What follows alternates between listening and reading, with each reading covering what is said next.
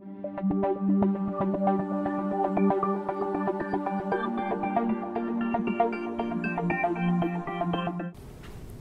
I'm Rachel Basco with Bossier Parish Community College, the Department of Science, Nursing, and Allied Health, and today I'm going to talk about learning styles and how to study for anatomy and physiology, and you can use this for any subject.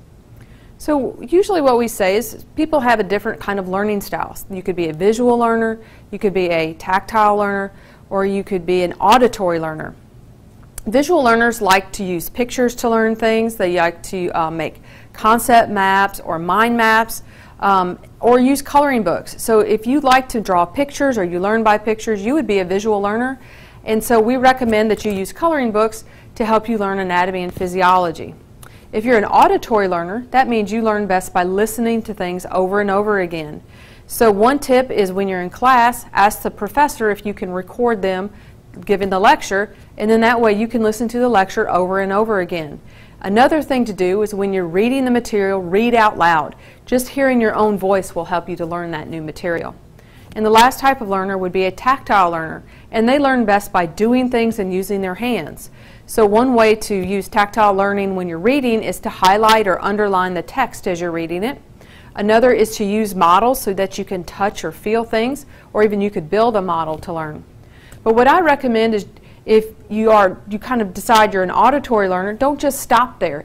Try to use a visual technique such as drawing a picture, or if you are a tactile, then also make things. So make sure you use all types of learning to best learn your new material.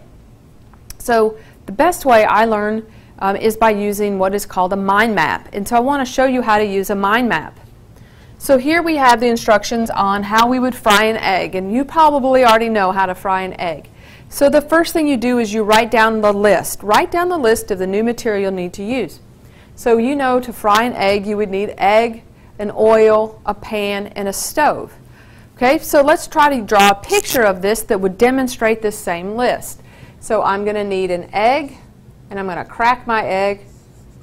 You're going to need oil, and I'm just going to draw that as by drops. You would need a pan, right, to fry your egg, and then you would need a stove.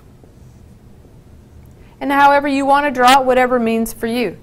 So let's say we're going to fry the egg, and so now we have to redraw it. So to fry an egg, I'm going to need a stove. I'm going to need a pan.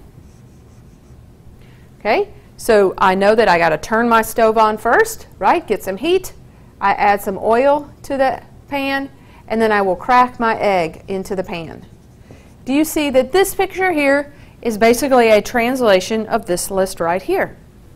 So let's take it a step further. How do you want your egg to be fried? So sometimes some people like it over easy. Perhaps you like yours over medium. Or maybe sunny side up.